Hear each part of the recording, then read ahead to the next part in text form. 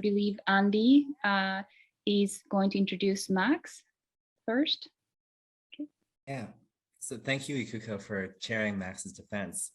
And I think that you can see some of the depth and breadth of Max's interest by the fact that he has 6 committee members, more than anyone usually has. Typical is more 4 or 5 from, in fact, 4 separate institutions.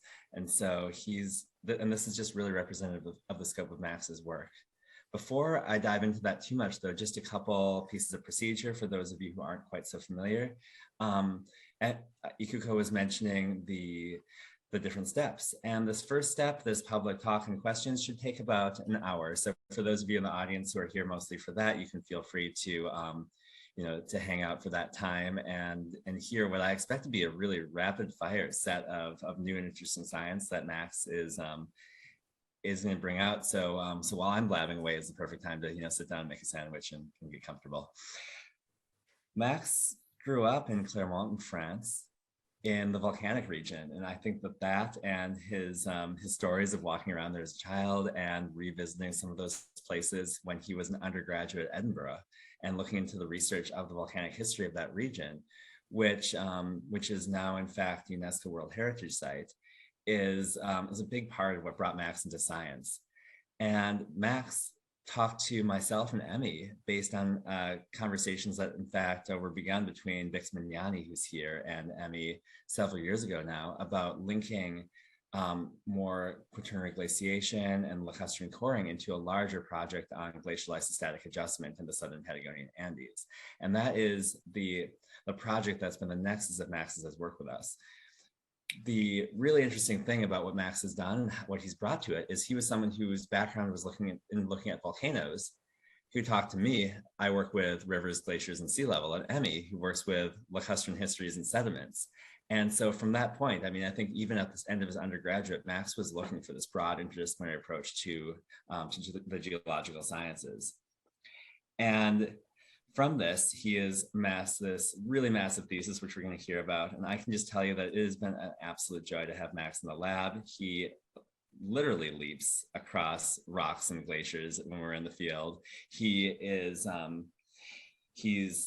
just an incredible, energetic, nonstop and collaborative scientist who, in fact, much to like my great joy, has worked with me, with Emmy, and completely outside of the group over the course of his PhD, just building his own trajectory and doing work that he feels passionate about, and also that he feels has a chance to affect the community.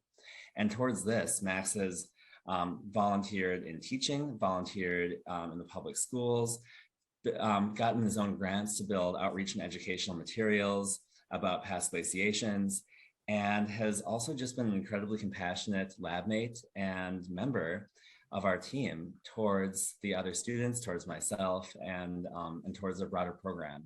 And is just someone who just seems to be just so reliable, not just in terms of the science, but also his qualities as a human being. And one thing that I think I just wanted to say before I wrap up is just that we've missed him very much. Max is very dear to me and to all of us. And we only got to have him for a little over 3 semesters of his undergraduate, because even with his glacier leaping, he couldn't quite escape the pandemic, which sent him to Chile, to Singapore, and eventually to Scotland. He wrote near entire manuscripts during his periods of quarantine and isolation, and just completely made the best of the situation. And that, I think, also just exemplifies his resilience and how much he loves science. So with that, I think I've talked enough. I'm going to turn it over to Max to start the program. Actually, sorry, I apologize for not mentioning that Andy Wickert is Max's primary advisor, and Emmy is also a co-advisor of Max. Would you like to say a few words about Max, or? Well, he worked fast and had almost a weekly meeting of the people who study lake sediments. And I think he was the first graduate student to whom I was a lab tech, because he was stuck in Scotland and I was here. So I did all the sediment sampling with Mark. He made very good use of the data we collected. So very happy with the results. Great. All right. With that, Max, would you like to start your seminar? Sure. Now I will share my screen. Make sure that's all working. Perfect. Can you all see that? Yes. So yeah, thank you very much for the introduction, Andy and Emmy. I really appreciate it. And welcome everyone to my PhD defense. I'm looking forward to talking to you about the work that I've been doing over the past 3.5 years. I'm going to be talking mostly about the interactions between glaciers and lakes, glaciers and landslides, and glaciers and volcanoes here. And just before I jump into that, there are a few thanks that I want to say as well. Doing a PhD is never an easy thing, and doing it during a global pandemic when I couldn't even get back to the US for a period of time could have been a nightmare. But luckily, I had 2 great advisors and a network of colleagues from around the world that I've really appreciated working with. One of the reasons why I chose this PhD was because I had a very good first impression of Andy and Emmy when I first did an interview with them a long while ago. And that first impression was totally correct. They've both been extraordinarily supportive, and I really appreciate it. I've also had the fortune of working with a number of great colleagues, particularly Matthew Romero, Shanti Pempres, Guido Brignone in the Patagonia project, and a whole range of other people. Mark Shapley, who's been a great mentor for a lot of the past 3.5 years, as well as Camilo Rada, Shashank Bhushan, David Kachipula, and many more. I don't have time to mention everyone, but there are a lot of great people I've had the chance to work with. And also, I just want to say that these collaborations have been the most enjoyable part of my PhD in a lot of ways. And also, a lot of the work that I'm going to be presenting today is work that's been done along with a lot of the people on this slide and many more. So yeah, thanks everyone. So let's start with the most basic question of what is a glacier? And I tried pulling a few definitions from online dictionaries and from textbooks. None of them were particularly satisfactory, so I kind of put them together to make this one sentence here. A glacier is ice that flows under its own weight. And this is sort of the most basic requirement for something to be a glacier. And glaciers are extremely widespread throughout the world. The largest, of course, are the Greenland and Antarctic ice sheets at the poles. But there are glaciers present in virtually all environments, including within a few degrees of the equator in the tropics.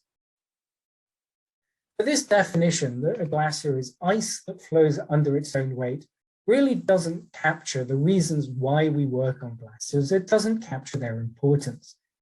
Glaciers, as well as being that, are extremely important members of the hydrological system. Glaciers are huge freshwater stores, which is why when ice melts, it contributes to sea level rise. They're also important water resources in some parts of the world. Glaciers can be dangerous. Some of them are major geohazards. Glaciers are also major agents of landscape change. Those of you living in Minnesota are quite familiar with this. The landscape around you has been extremely reworked by glaciers. And this is the case for a lot of the globe. But I'm just going to play you a short clip from a video that we made looking at the interactions between glaciers and the landscape in the city of Dundee in Scotland. And I want you to focus on what the glaciers looked like in the past and the imprints that they've left on the landscape. 20,000 years ago, this area would have been unrecognisable. During the last ice age, Dundee and all of Scotland sat beneath an enormous ice sheet, extending far into the North Sea. Dundee Law overlooks the city at 174 metres tall, but would have been under more than 1 kilometre of solid ice.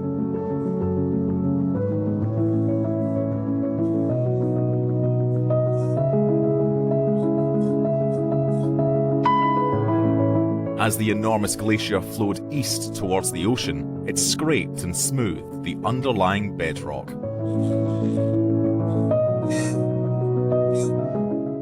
Scotland would have looked similar to Greenland today.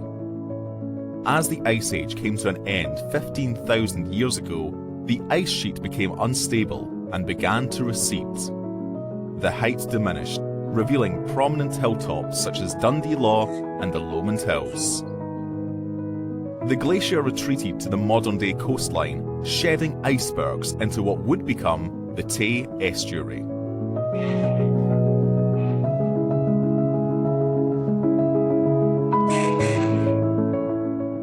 As the climate continued to warm, the Scottish glaciers retreated to high valleys and were eventually lost entirely. Although the glaciers did not disappear without a trace, their immense power shaped the landscape we see today. Around Dundee Law, the flowing ice created the distinctive ramp shape on the eastern side. Nearby, in the Sidlaws, the glacier carved the hillsides into elongated ridges and troughs stretched across the landscape.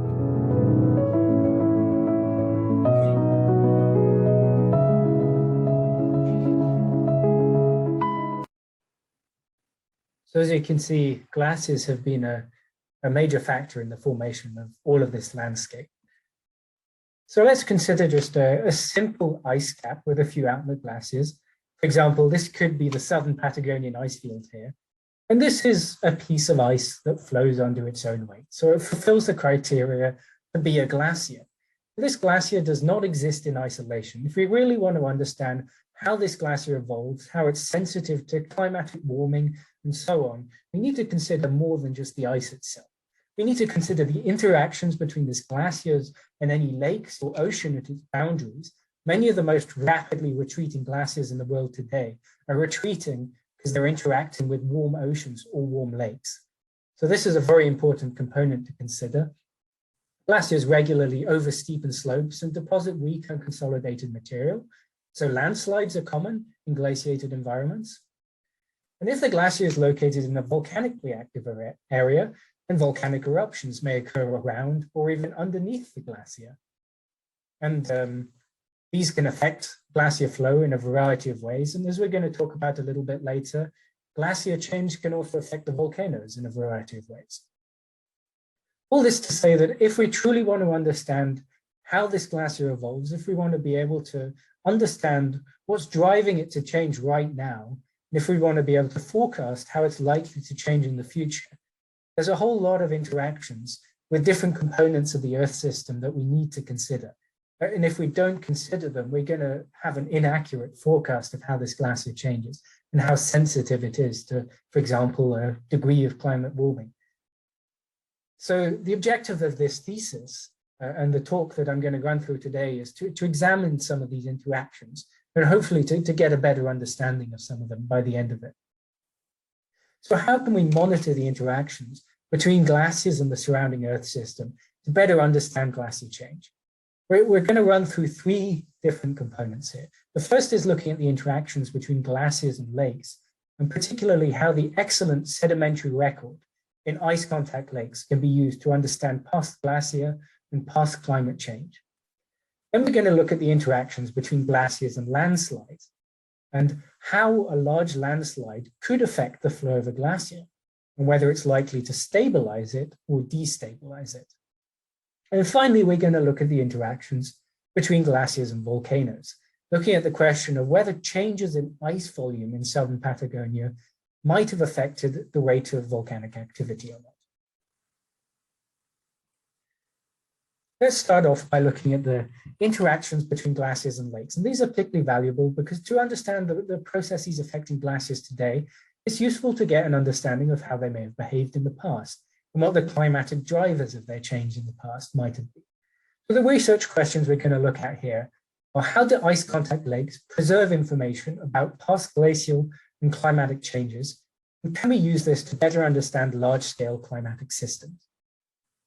To give you a little bit of background on what controls mid to high southern hemisphere climate, there's a fairly unique land configuration in the mid to high latitudes of the southern hemisphere. Between 40 and 60 degrees south, there's virtually no land. There's pretty much only an open ocean all the way around the globe, surrounding Antarctica.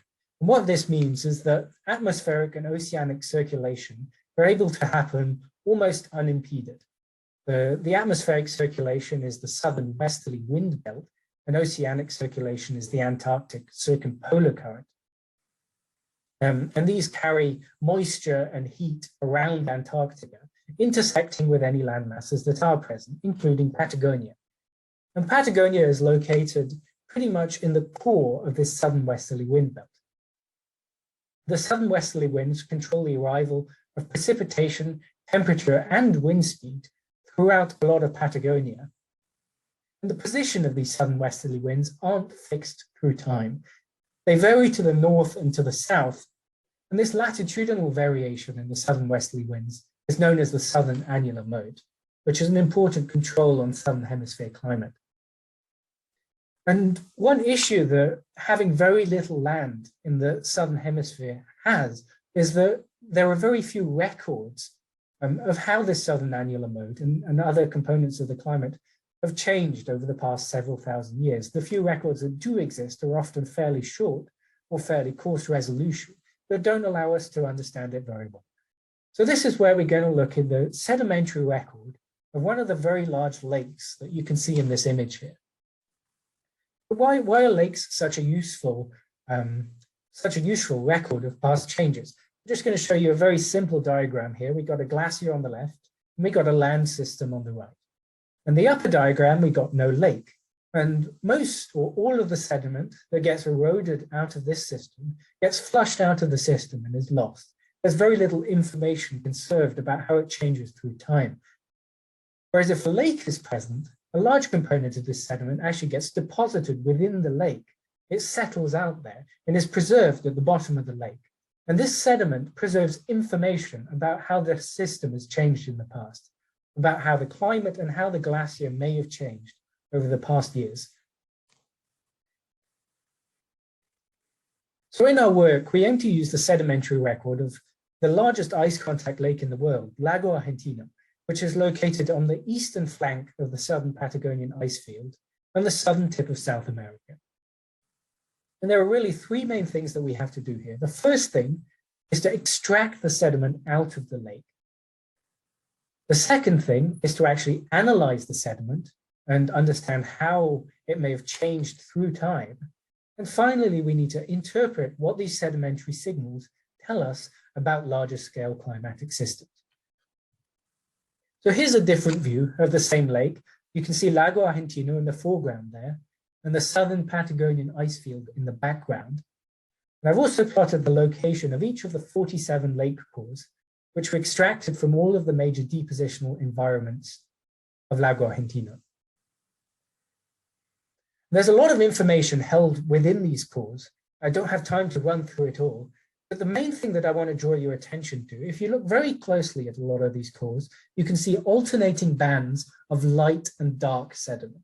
It almost looks like a barcode. And if I zoom in on one of these, you can see in detail that there are thousands of alternating light and dark bands. And we were able to show, based on a detailed analysis of the sedimentary system in Lago Argentino, combined with external geochronology, that these are actually annual layers. Each of these alternating light and dark bands is deposited within a year. And these are what we call varves. The reason why these are so important is that we can think of these varves as a calendar of past climatic, environmental, and glacial changes. They're able to give us two things. The first is a date for each of these layers, as we can count the number of layers, as we know each one is deposited in a year, so we can just count them and figure out how many there are to get a date at any point in time. So we can get the date in our calendar. The second thing is we can look at the properties of each of these individual layers to get an annual resolution time series of changes in sedimentary properties in the past. So we quickly realized that manually counting these layers wasn't going to be feasible and wasn't going to be accurate, because there are about 60,000 individual layers present throughout our data set, and many of them are as fine as 1 millimeter. So we quickly realized that it just wasn't going to be reproducible. We wouldn't get any idea of the uncertainties associated with manually counting them. So instead, we devised a method to digitally count them, to automatically count them using a computer algorithm. This is something I've worked on a fair amount during my PhD, developing new image analysis algorithms for common earth science problems. So here we used a method of two-dimensional autocorrelation to identify repeated patterns within the core scans.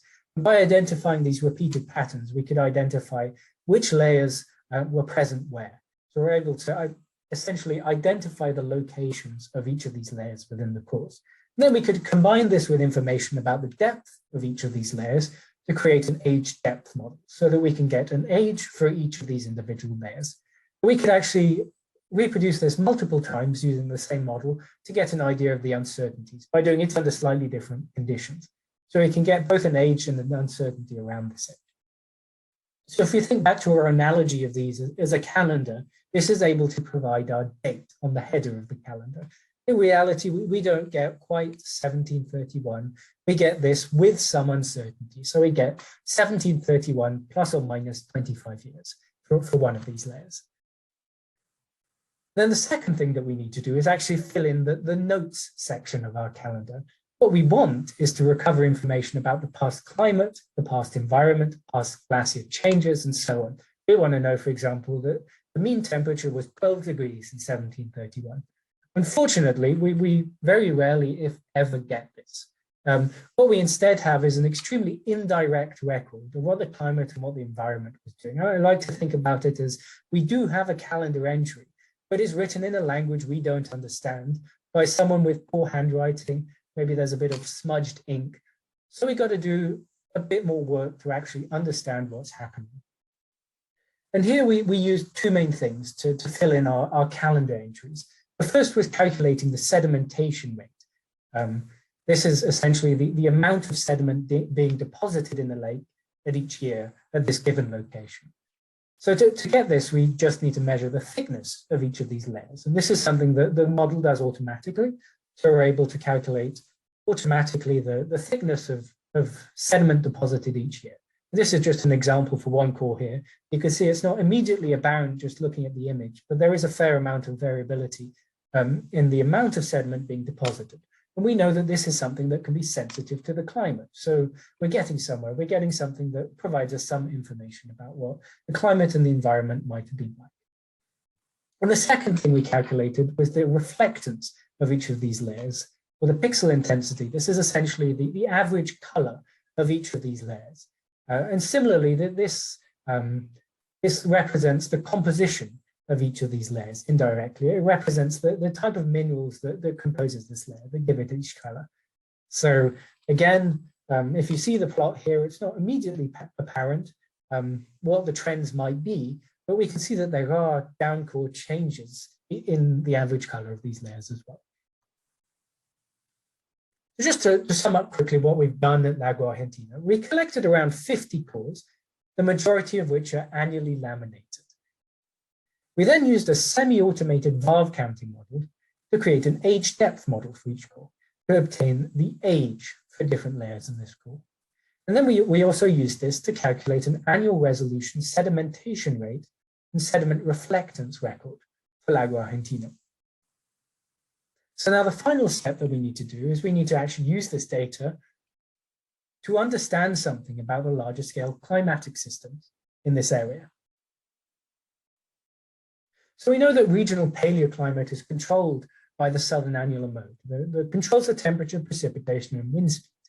We also know the amount of sediment being deposited each year and what color, what the reflectance of that sediment is. But what we don't know is how the signal of the southern annular mode is transformed while it's being deposited in this lake. We don't know if it simply adds noise to the signal, there's a change in the amplitude of the signal, a phase shift, for example, a time lag between a time of high temperature and a time of high sedimentation rate. There's a sign change, for example, they're inversely correlated, or that they're entirely unrelated. This can be the case. If they're entirely unrelated, then there's no information that we're going to be able to obtain about climate from our sedimentation rate record. Luckily, we've done some studies looking at the modern system, and we know that this is very likely not the case. The lake sediment does contain information about the climate. So here, rather than trying to directly reconstruct past climate, we instead use the cycles in sedimentation and reflectance to recover cycles in climatic forcings. So we calculated the spectral properties of the lake sediment and use this to infer the spectral properties of the climatic forcing. Just to give you an example of what this might look like for those of you who aren't familiar with spectral analysis, what we're trying to understand is if the climate varies regularly through a cycle. For example, at the bottom of this slide, you can see a few cycles that may have a long period, which could be a 1,000-year cycle, where it varies from high to low, back to high again, or an extremely short period cycle. It could vary over the course of a few years. And a couple of examples of these cycles, the El Nino Southern Oscillation is a climatic system that has a cycle on the order of a few years, or the interglacial cycle that drives ice ages and interglacial periods is an example on the scale of tens to hundreds of thousands of years. And so we want to try and use the sedimentary record to investigate whether there's any cycles within the climatic drivers in Lago Argentino. So we used the Lomskargel periodogram, accounting for the temporal uncertainty in the layers in each core, to calculate a spectrogram for about 30 different cores spread throughout Lago Argentino. And we identified statistically significant peaks within these spectrograms. And we did this for both the sedimentation rate record and the sediment reflectance, so the color of the sediment. And in both of these, we identified 3 peaks that were significant at the 95% level throughout a majority of the cores in the lake. One at 200 plus or minus 20 years, one at 150 plus or minus 16 years, and one at 85 plus or minus 9 years, are all present in more than 50% of the cores. So we identified significant periodicities within the sedimentation rate and the reflectance. And the fact that it is present in both of these distinct records, and the fact that it's present in all the main depositional environments of the lake, leads us to think this is very likely related to a period in a larger scale climatic driver of sedimentation at Lago Argentino, which in this case, we know that both the precipitation temperature and wind speeds are all tied to these latitudinal variations in the southern westerly winds in this portion of South America. So these 200, 150, and 85-year periods are related to the southern annular mode. So just to quickly sum up the interactions between glaciers and lakes, we saw that Lago Argentino's sediment is annually laminated, it forms valves. We extracted annual resolution changes in sedimentation rate and sediment reflectance going back about 5,000 years. We used this to identify significant 200, 150, and 85-year cycles in the sediment related to large-scale southern hemisphere climate circulation, particularly the southern annular mode. And what we don't know right now is whether these are periods that are present throughout the entire southern hemisphere or whether they're specific to Patagonia. And this is something to work on in the future. So lakes aren't the only component to the Earth system that glaciers can interact with. Another one that's quite common in Patagonia is landslides, particularly related to the high relief present throughout a lot of Patagonia. And I'm going to ask you, what do you think happens when a large landslide occurs onto a glacier? Because it's not immediately obvious, and it wasn't immediately obvious to us what the effect of a large landslide onto a glacier might be. Just have a think. I'm curious what you all think. But we investigated this through 2 main research questions. The first being, do large landslides affect glacier flow? And the second is whether they increase or decrease glacier stability. So glaciers commonly erode steep valleys. They deposit weak, unconsolidated material on valley flanks, particularly lateral moraines. And when they retreat, they can actually reduce the buttressing on slopes, all of which can lead to the destabilization of slopes. And this image here just shows a large landslide forming next to a retreating glacier in Alaska near Barry Arm. This landslide is being actively monitored because it actually poses a tsunami threat to nearby communities. But this is a common scenario where landslides form near retreating glaciers, and it's present in a number of areas in Patagonia as well. And the glacier that we focused on in this study was Amalia Glacier, shown in the fjord here.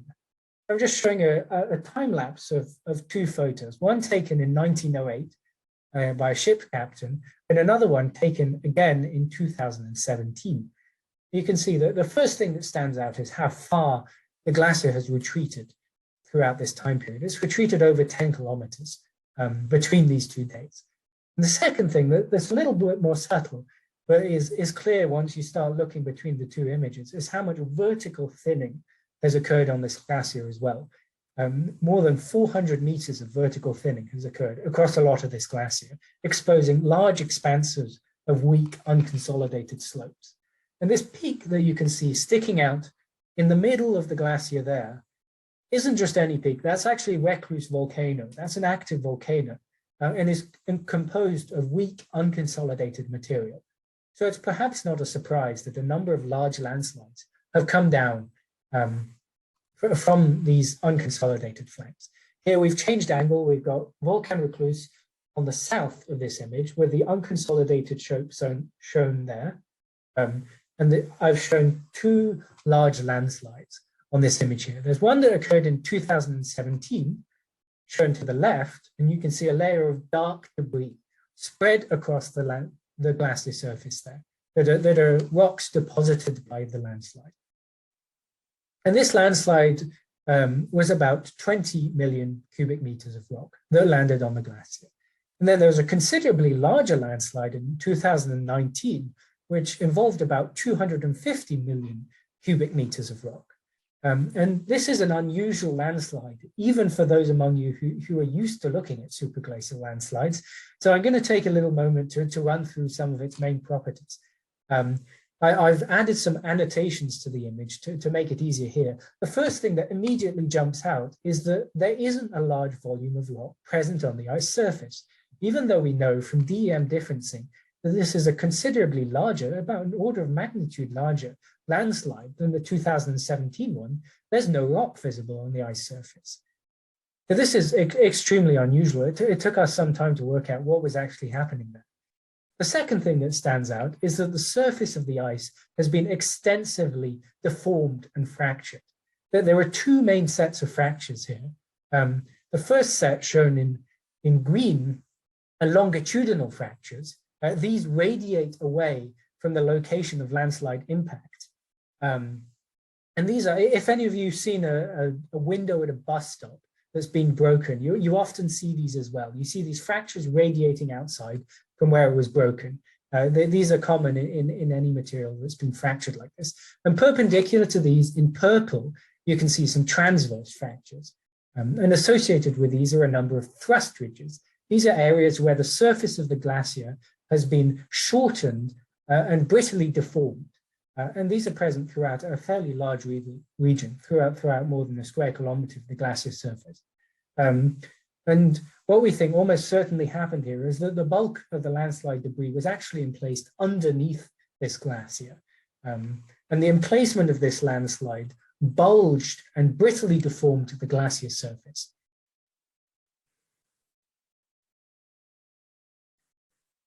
So we can get a reasonable idea of what the landslide looks like, but we still don't know from this what effect the landslide might have on the stability and the flow of the glacier.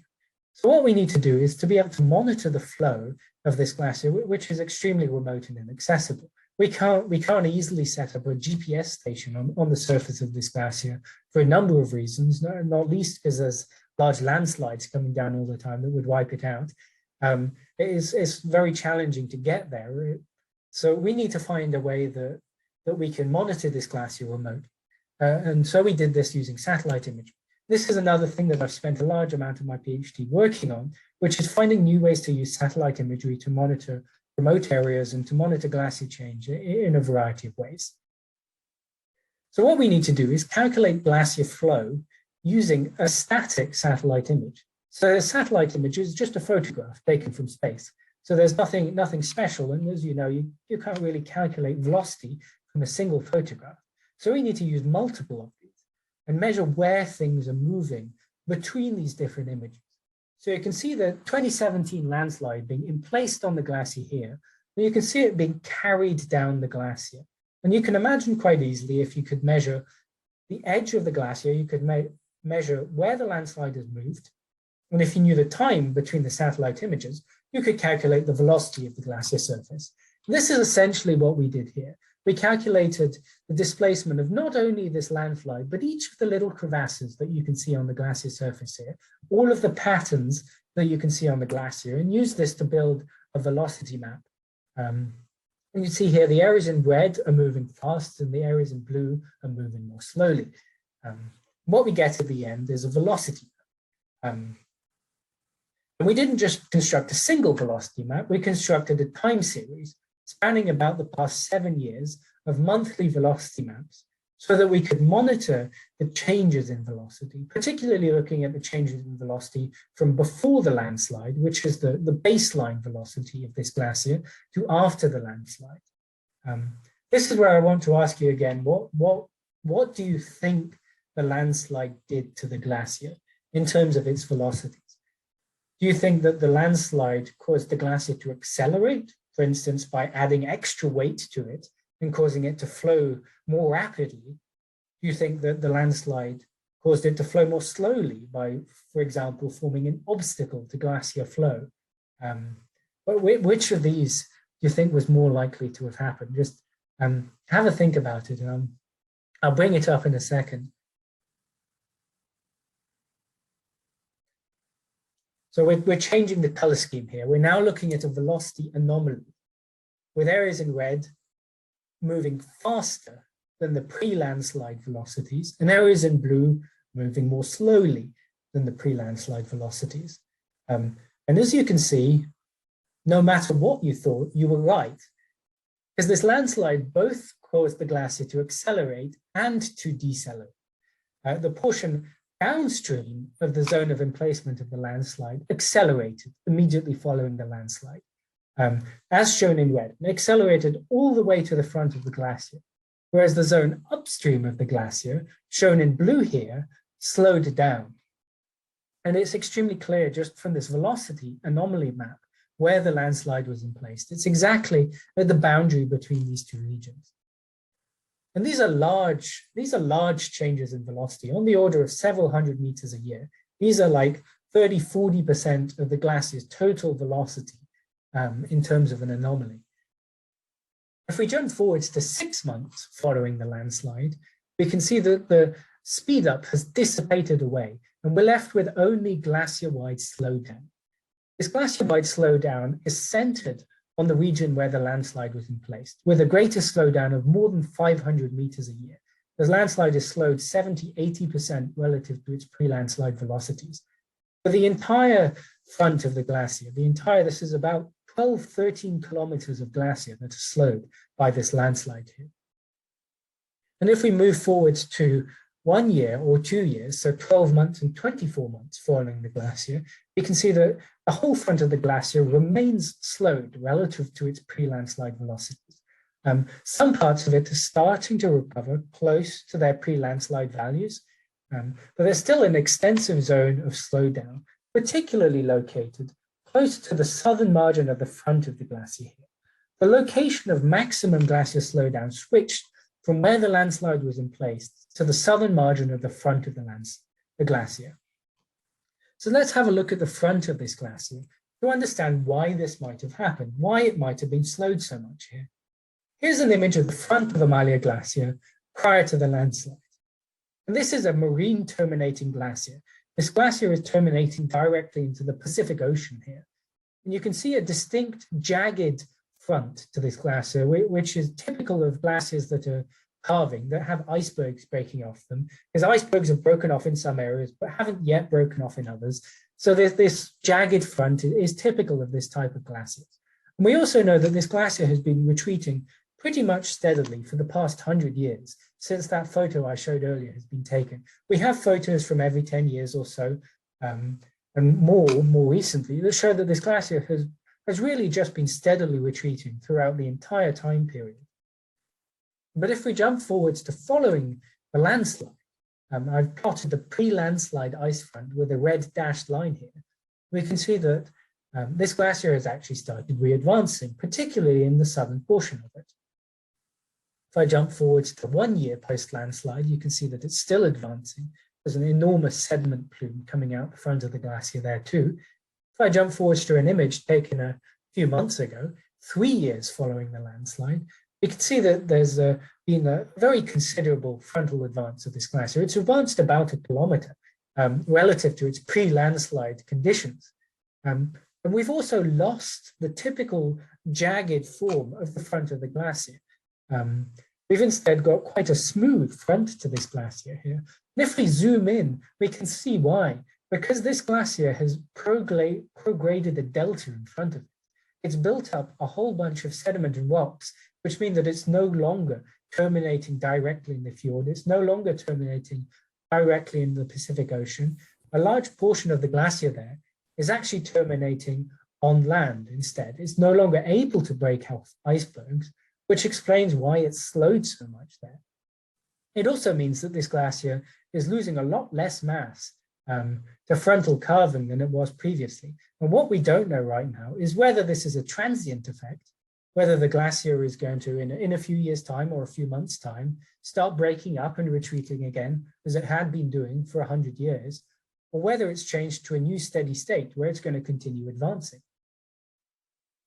So to just sum up the interactions here, landslides are common around thinning glaciers.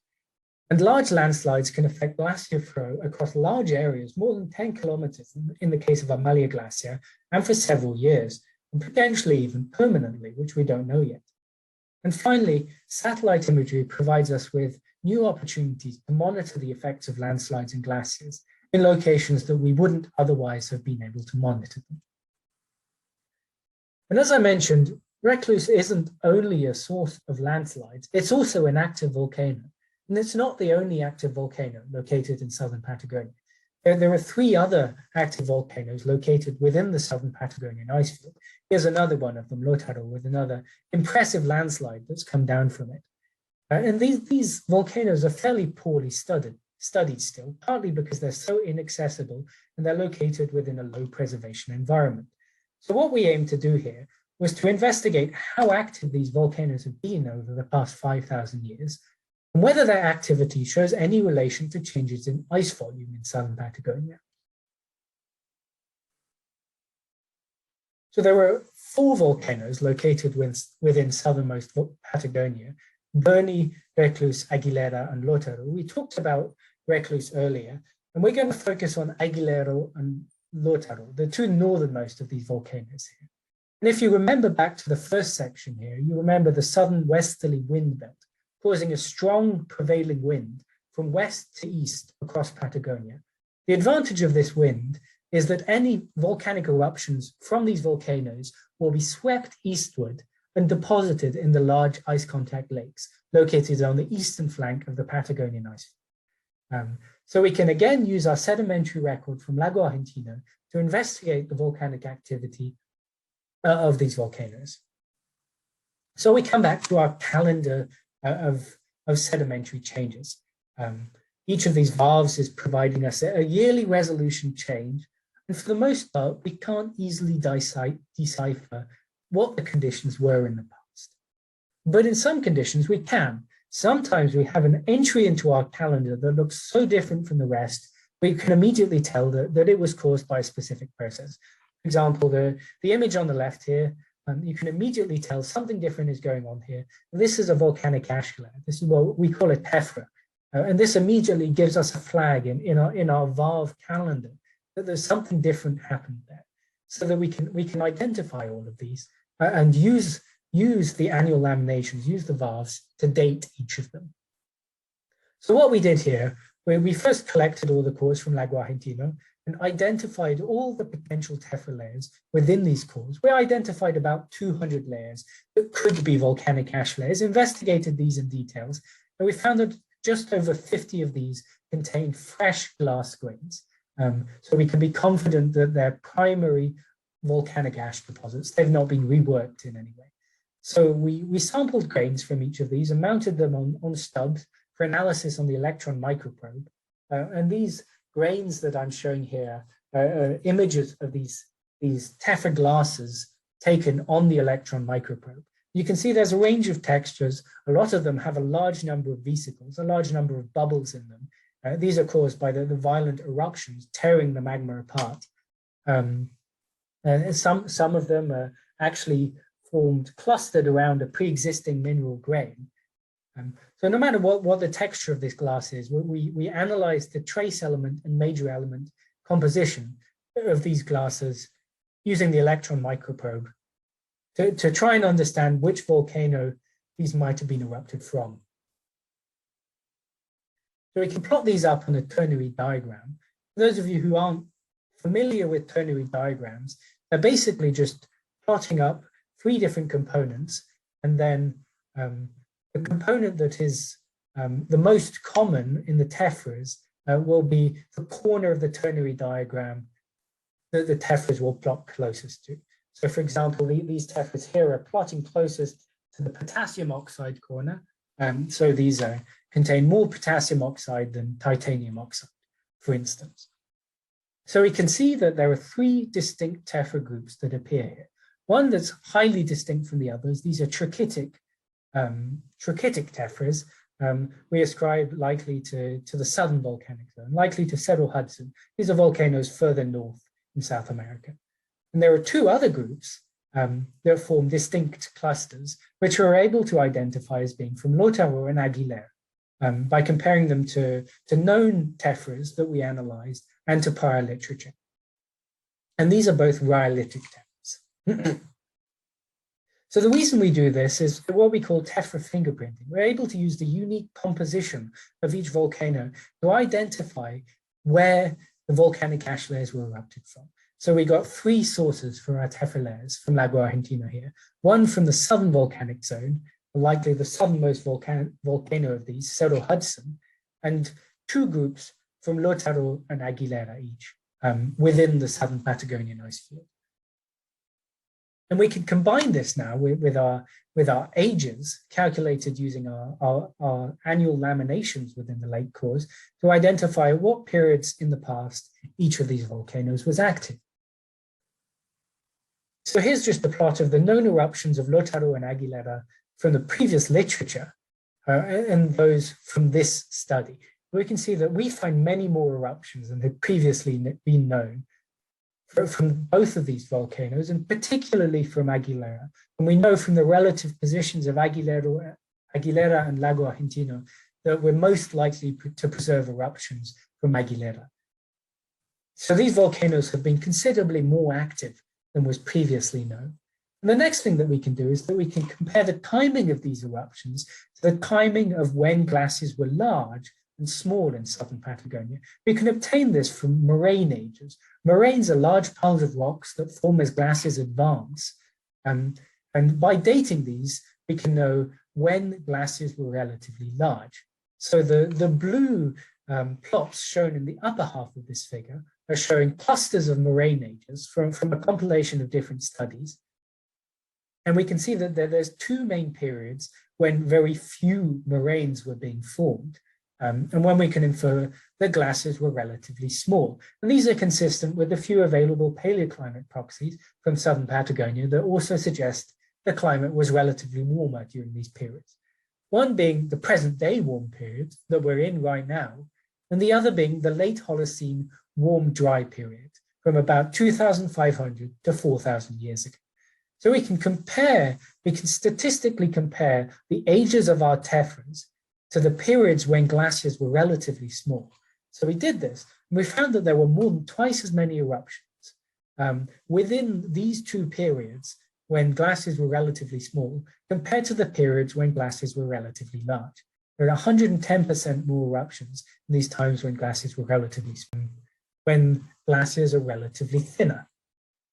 To just provide you another view of this, you can see here that when the crust is being bent upwards, when the ice load is decreasing, horizontal stresses decrease in the upper crust. We actually get extension in the upper portion of this crust, just from bending of this plate. And if there's any magma chambers, if there's any magma plumbing system in the upper crust, which is very likely for these volcanoes that are highly active, it facilitates dike formation and upwards migration of the magma, which can lead to more eruptions. So here we used a crustal bending model to calculate the magnitude of stress change associated with deglaciation over the past 500 years in the southern and northern Patagonian ice fields. And we find that there was on the order of 50 to 100 megapascals of tensional horizontal stresses related to this deglaciation of the location of Lautaro, Aguilera, and Reclus. So this magnitude stress change isn't large enough in itself to fracture rocks and to drive eruptions, but is enough to decrease the threshold for dike formation, which may make eruptions more frequent. So to just sum up the interactions between glaciers and volcanoes here, Lautaro and Aguilera have erupted at least 29 times over the past 5,000 years, which is considerably more than we previously thought. Their eruption rate is around 2 times higher in times when ice volume is low, suggesting that there may be a glacial modulation to the eruption rate of these volcanoes. Okay, we're coming to the end here, so I'm just going to sum it up quickly. We looked at the interactions between glaciers and lakes. We showed that the sedimentary record in Lago Argentino is composed of annual laminations, or varves. There's around 5,000 of these, and the longest cores, that we're able to use these to reconstruct the dominant periods within the southern annular mode at 200, 150, and 85 years.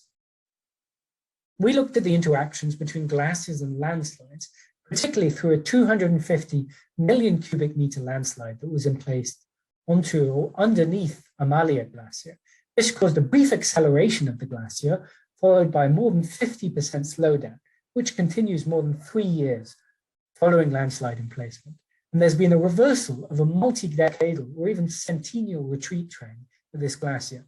And we don't currently know whether this is a transient change or whether there's been a permanent change in the state of this glacier. Finally, we looked at the interactions between glaciers and volcanoes. We noted that there's more than 50 tephra layers present within Lago Argentino, and that southern Patagonian volcanoes, Lautaro and Aguilera, have erupted more than 29 times over the past 5,000 years, and that the eruption rate of these volcanoes shows a temporal correlation with times of low ice volume, suggesting that there may be a relationship between changes in ice volume and the rate of volcanism. So just to clean up here, I'm going to end with just a few future perspectives of work that remains to be done on these topics. Looking at the interactions between glaciers and lakes, we still need to use the excellent past record of changes in glacier and climate that we can extract from these lakes to better understand how lakes may drive rapid glacier retreat in the present day. Looking at the interactions between glaciers and landslides, there's a lot that can be done using satellite imagery to monitor the effects of glacial landslides in real time. And there are a number of ways this can be used for hazard monitoring and hazard mitigation. And finally, looking at the interaction between glaciers and volcanoes, there's more than 200 other active ice-clad volcanoes located at different environments around the globe. Many of these have glaciers that are rapidly thinning on top of them. And we don't currently know whether this glacier thinning might be affecting the rate of volcanic activity in these areas. So that's me done. I'm happy to take some questions. Thank you, Max. And the audience, anybody who would like to ask questions to Max, please unmute yourself, or you can also type in the chat box and I can read that out as well.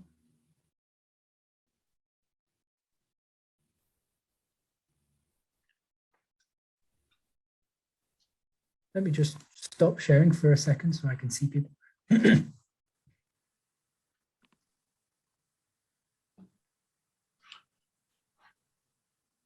Max, that was a great presentation. Very well organized, and I think you put it out at a level that I think is would be an excellent recording to show to other scientists. Actually, I think the work that you've done with the sediment cores is very important, and I think that's the first comment that I would make.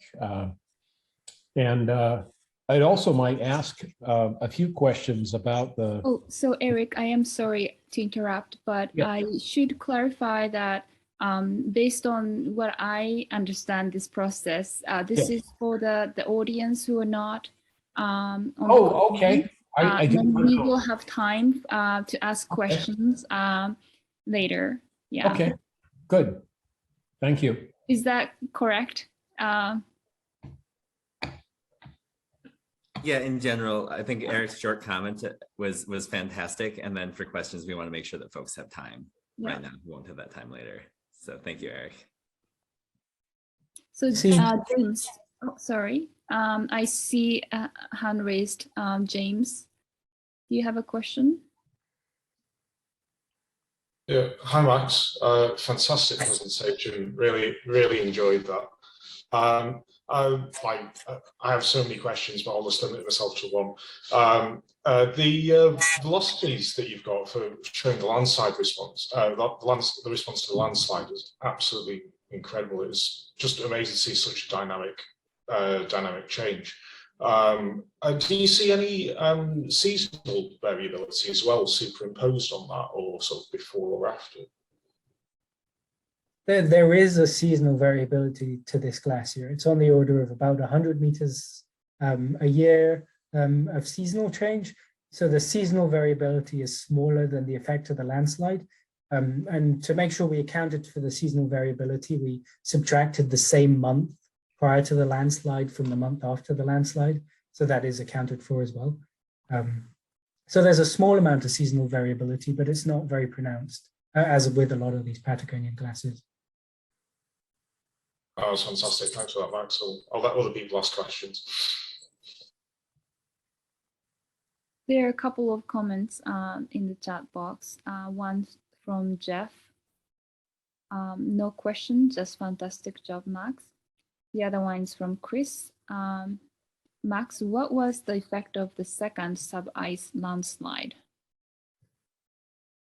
So that was the landslide that we were looking at the effects of. That was the one that caused all of these changes in ice velocity. In fact, the first one deposited on top of the glacier had little to no effect on the glacier velocities.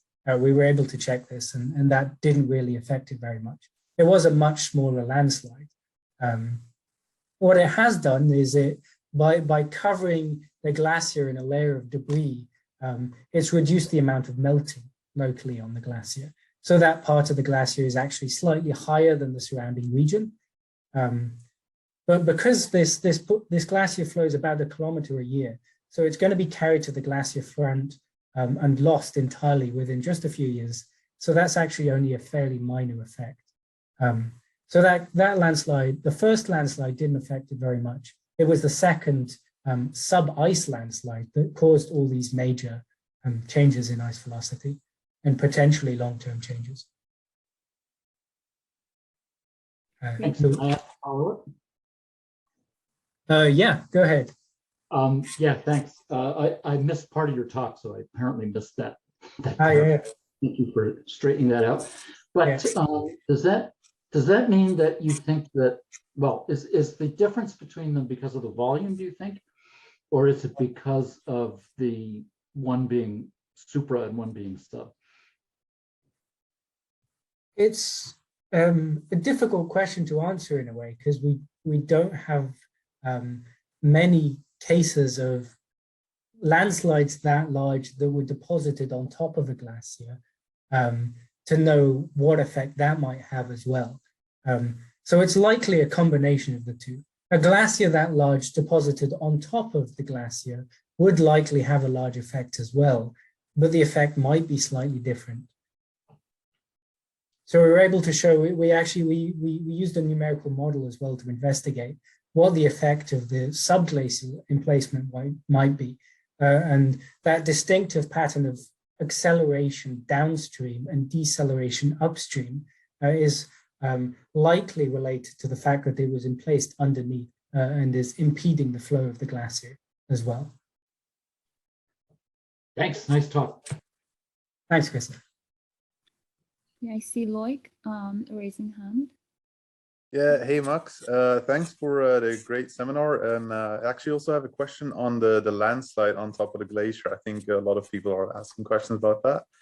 But what strikes me the most is that after the landslide, there's a lot of moraine buildup on the southern side of the front. Is that because the landslide happened on the southern side of the glacier, or there are more complex things in play here?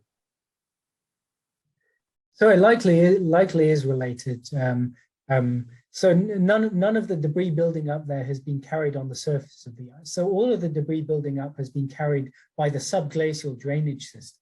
And we see this pretty much immediately following the landslide, is that we get a major increase in the amount of sediment being output from the front of the glacier. So we also use satellite imagery to measure the suspended sediment concentrations within the fjord. And we see a major peak in suspended sediment concentrations starting the summer following the landslide. And it has occurred every summer since then. Much more sediment being output from the front of this glacier than prior to the landslide. So we know that, and it kind of makes sense because all of this loose material has been placed underneath the glacier that is then being gradually flushed through the subglacial drainage system. But it likely is, at least to some degree, related to the fact that it was placed on the southern side, and then the drainage system is carrying it straight down the glacier and out there. And we don't actually have a good idea of the fjord bathymetry there, so we don't know whether the fjord might be shallower at the southern side as well. So that's another potential effect.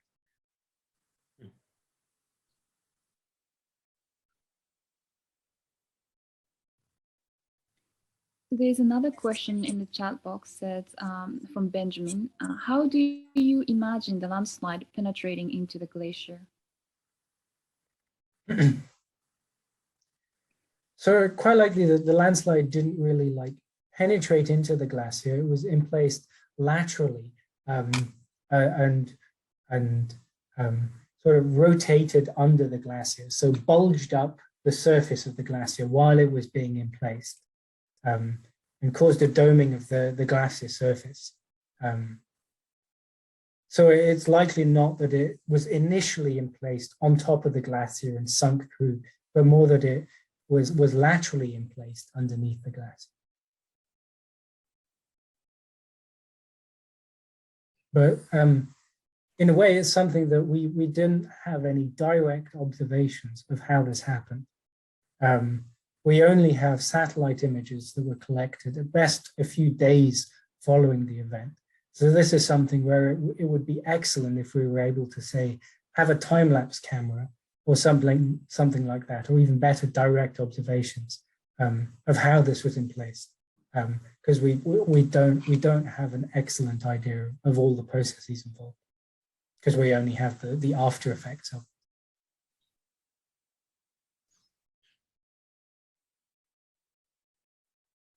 Max. Yes. This is Vix. Hi. Yeah. Great Hi. job. It's a pleasure to see your work. I had a questions about your work on the increased volcanic activity in the Holocene based on the tephra.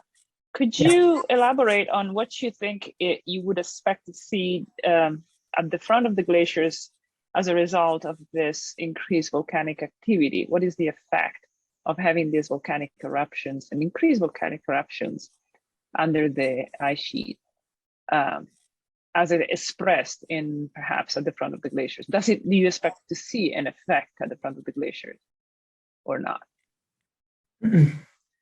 So I probably wouldn't expect this change of volcanic activity to have a particularly major effect on the glaciers. We do see a number of tephra layers present throughout the glaciers in this region. If you look at satellite images of Patagonia, I'm not sure if you can see it in any of the ones you have here, but there are often dark bands that run through them. And a number of these are actually tephra layers from past eruptions.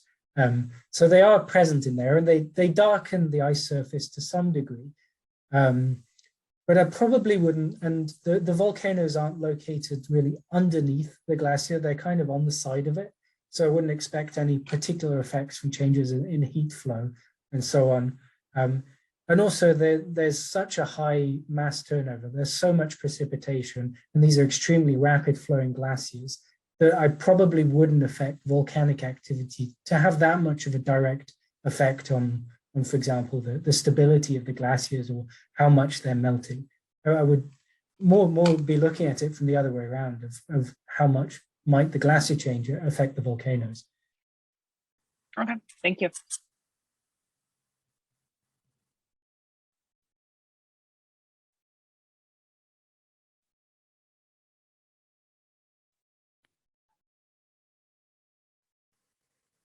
Any other questions?